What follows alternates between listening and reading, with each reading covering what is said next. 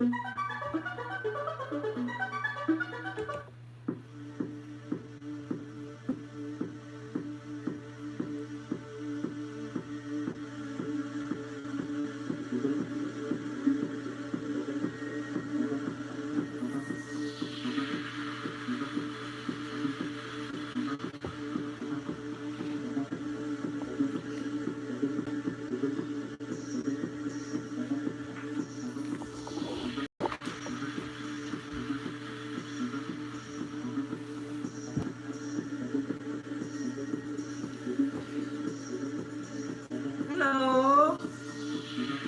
Hi, Shanique. How you doing?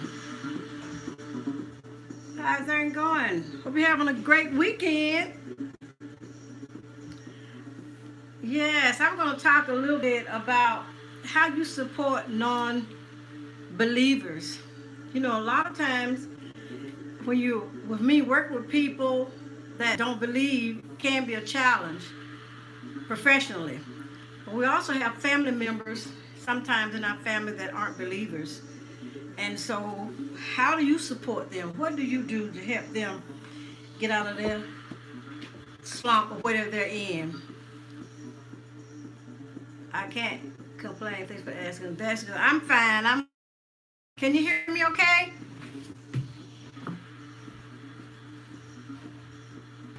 Yeah.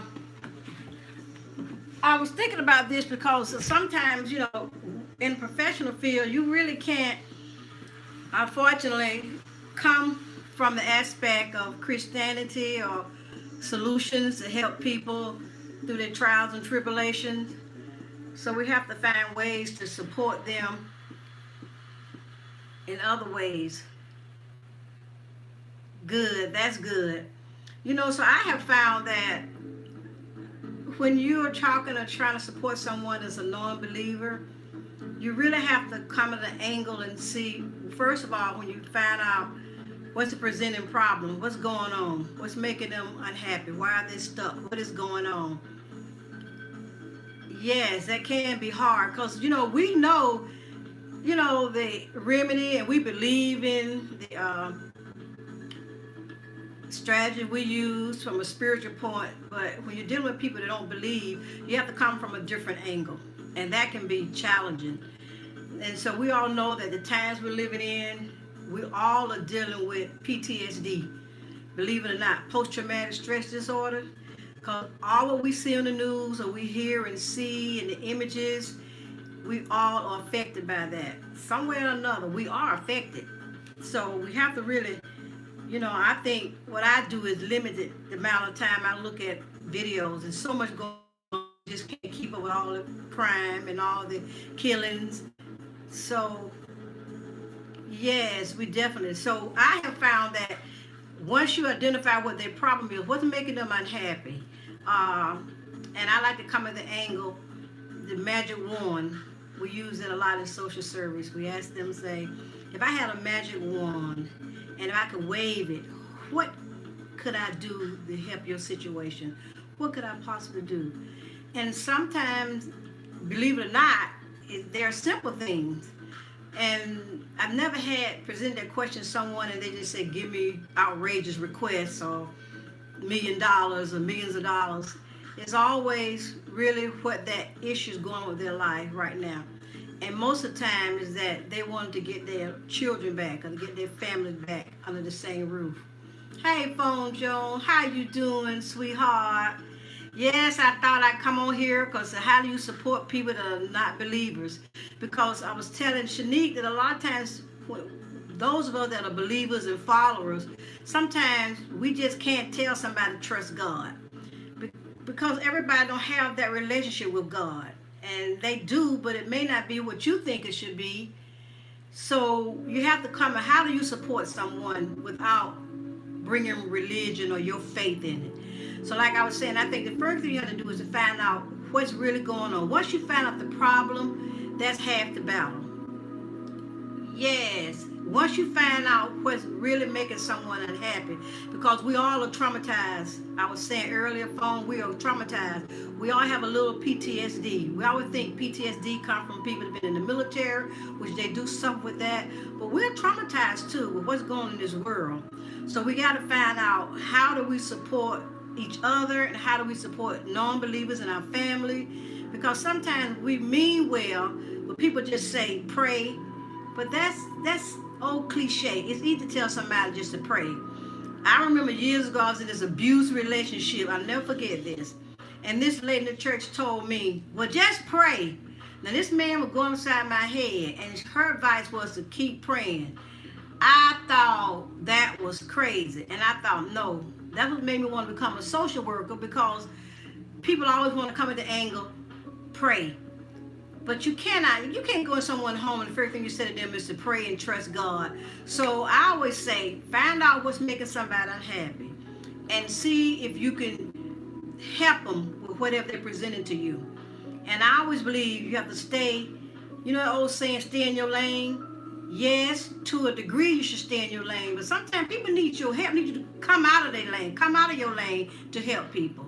Come out of your lane to help someone. So my thing is, find out what's really making the person unhappy. If there's anything you can do. And it may not always be just tell them to trust God as a prayer, because that's an old cliche, and that didn't work a lot of times. So once you do that, you may have to help them find the resources they need, that they can really get the help they need. I found that a lot of people are not going to accept the help, but you can do your part by letting them know that you're there for them, and just check on them. Be considerate, be thoughtful. And we have to come out our comfort zone to help people, because people are going through a lot of stuff, guys. There are a lot of stuff going on. And sometimes we mean well when we say pray. Well, I don't just tell people to pray. I have to find the situation, because you can tell the person, I'll be praying for you, but to tell somebody to just pray when they're in a dangerous situation, that's not going to work. And I know this person meant well when she told me, just pray. But I didn't think that made much sense to me at that time. Hi, Tosh, how you doing? We were talking about how we support people that don't believe. And I was saying, sometimes we tell people that just pray. But that's not a solution for all the mental health issues that's going on today. All the post-traumatic stress we're all dealing with. Because I'm telling you, when I watched that, I first with George Floyd happened, I couldn't watch it. My husband would tell me about it, but I couldn't look at it. And so it took me a while to look at that. So there's a lot of mental health trauma that's coming behind that's going on, guys. Every time we turn around, our black men are being murdered. So that within itself can be traumatic. People are also still afraid of COVID. And I think personally, a lot of people really hiding behind that. That's just me. But you still have to do what's best for you. If you're not feeling safe, but I'm finding a lot of people using it as an excuse not to go on with living. Because this has traumatized people. COVID has traumatized. It has changed a lot of our lives. And I don't think none of us will always be the same. We will never be the same. Because we realize how vulnerable we are. And I would love to sometimes come on here and do a happy video, but someone reached out to me and said someone told them to pray. But you can't just use that. I'm not saying it's a cop-out, but you just can't tell people to pray and to trust God. You got to find out what's going on with them. And if you can't help them to find someone that can. Because mental illness is real, guys. It is real. It is out here and it's real. Yes, change our lives forever, Tosh. And I don't know about you all, but have you thought how it's changed you? I think how it's changed me and my mental state is the fact that I don't mean any harm by when I say this. I hope you understand what I'm saying. My priorities have changed. It's like, you know how I used to be all into, not really all into celebrities and stuff like that? This has made me realize that, hey, those people are just human beings. And I'd rather spend my time with people here on YouTube than celebrities. Maybe that's where I am right now. Because I got used to the fact of not really worrying about them as much.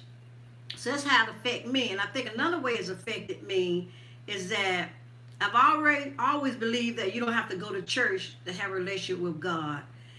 But I've always taken time to spend some time with God. But even more so now, I really know the value of staying connected to your Creator. So you got to find some way. What's the cost benefit for you?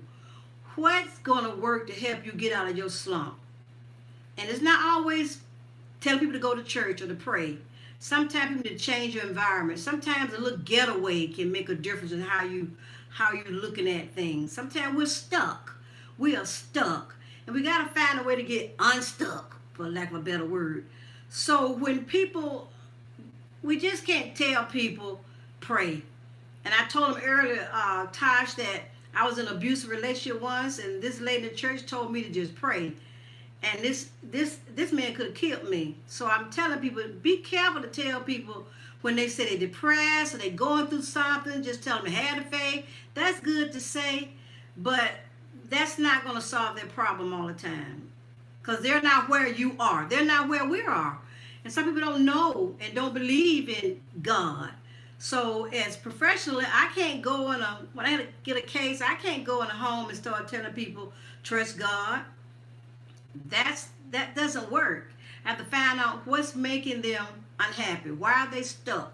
What is presenting them? And sometimes you have to help people to set goals, a small goal.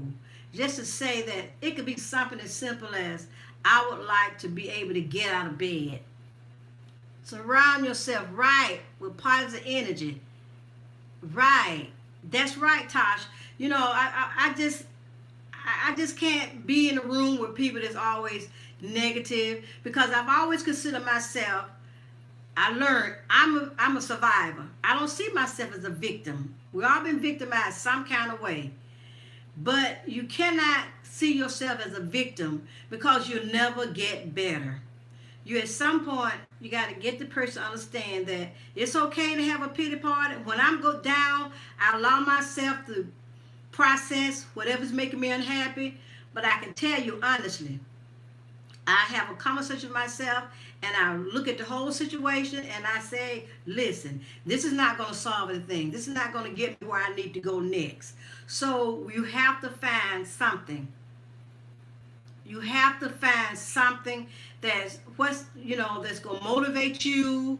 And I found that shopping, a lot of people really hide in shopping. Shopping is good for the minute, but that's not lasting happiness. Happiness fleet. You really want peace.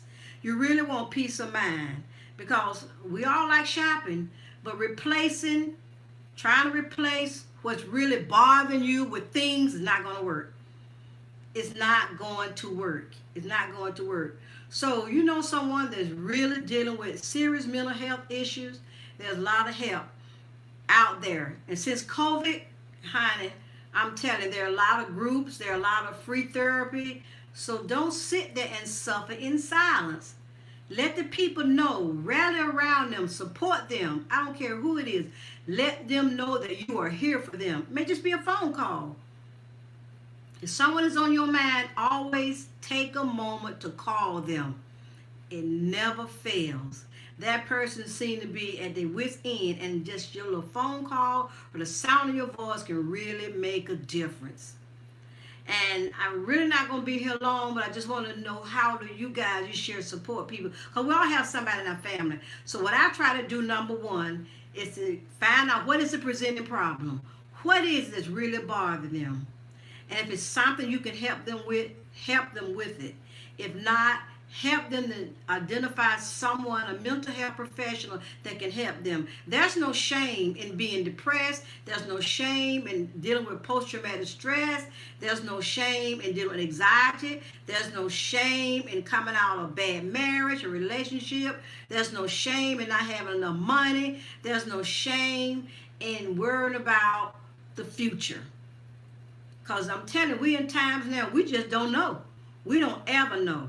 But we have to learn how to live in the moment. So find out what the presenting problem is. Help if you can. Help them find the help, because there's someone out there that can help them. But whatever you do, don't just tell them to snap out of it. Tell it, it's easy to tell somebody depressed to get over, snap out of it. No, that does not work. You want to be tender-hearted. If someone is suffering or unhappy, it's okay if you love them to be unhappy with them.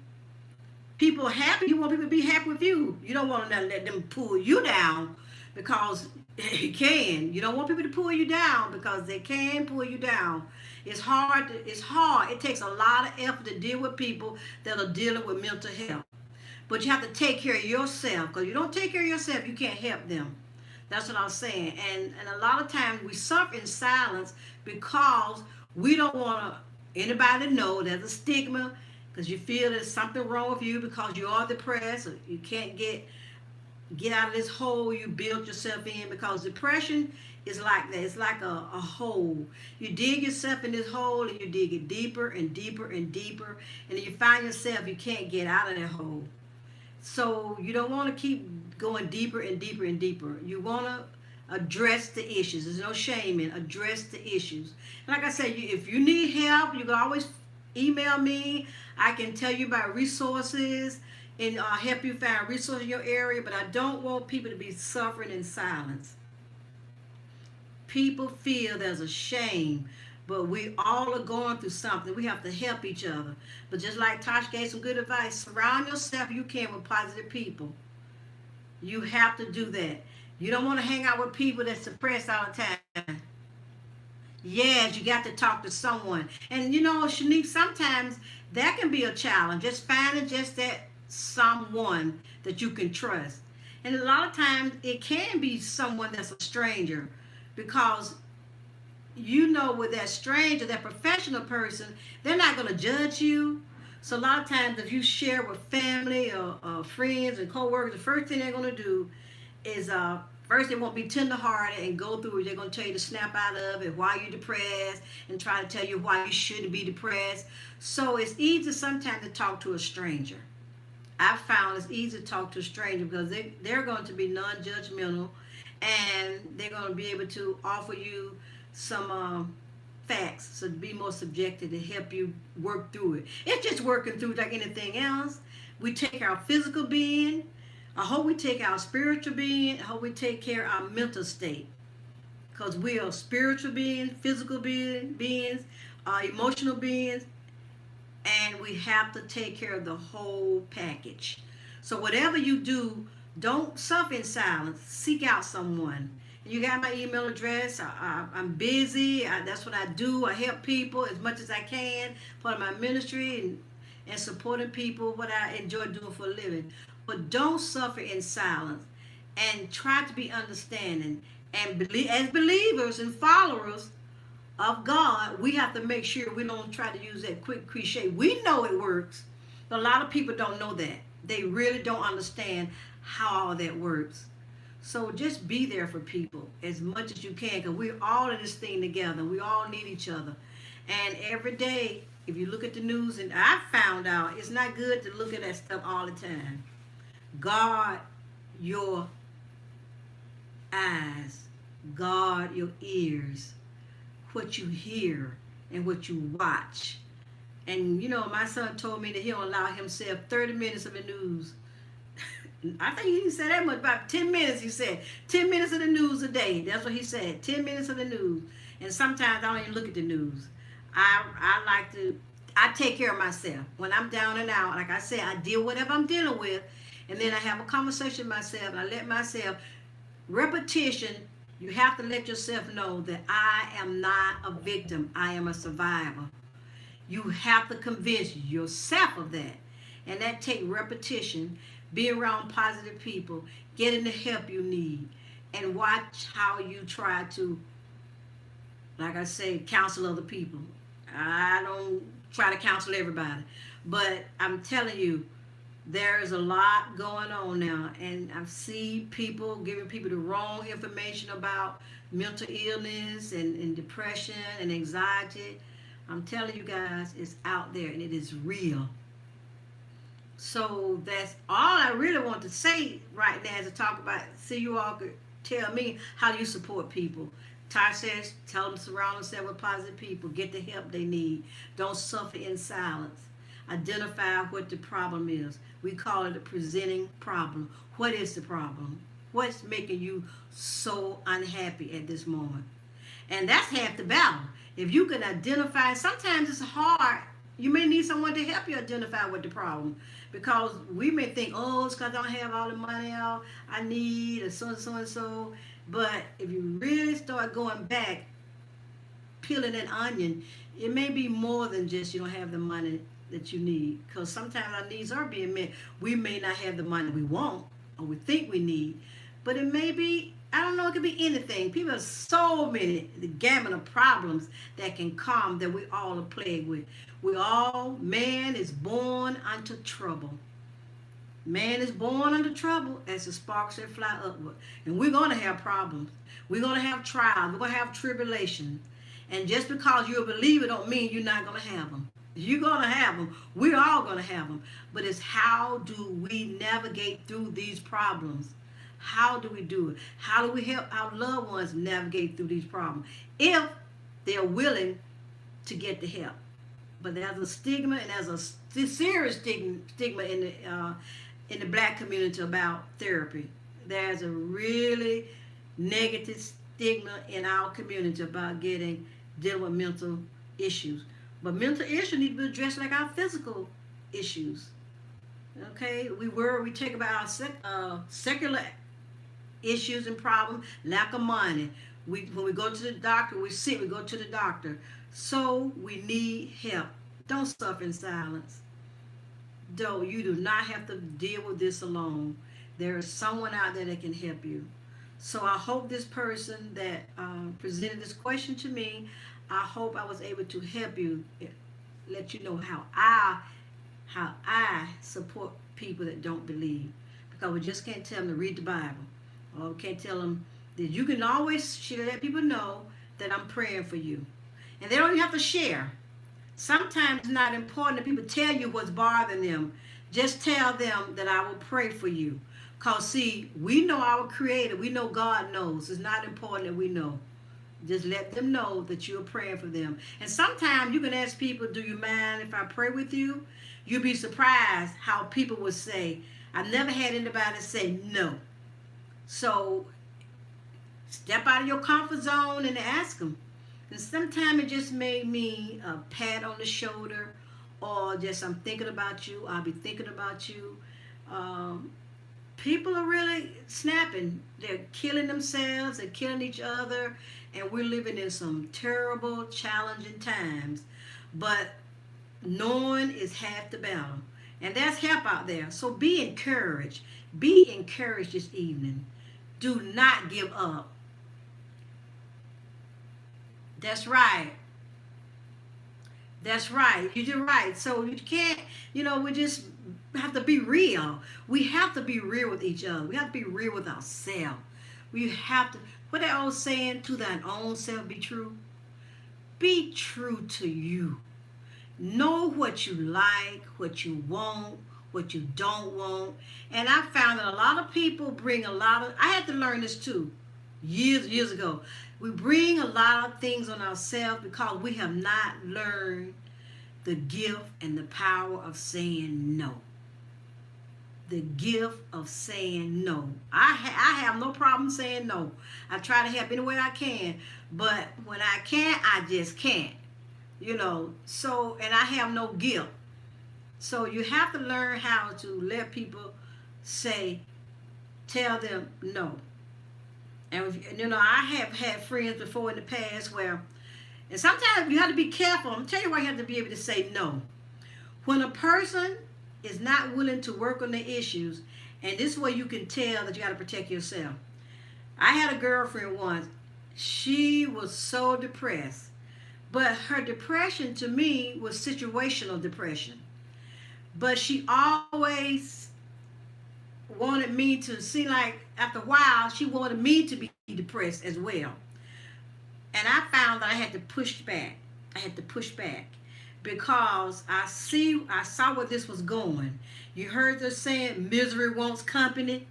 Now, she would call me sometimes, I didn't mind listening, but she would ask me my opinion. But she would not follow my advice. And that's okay, it's just my advice.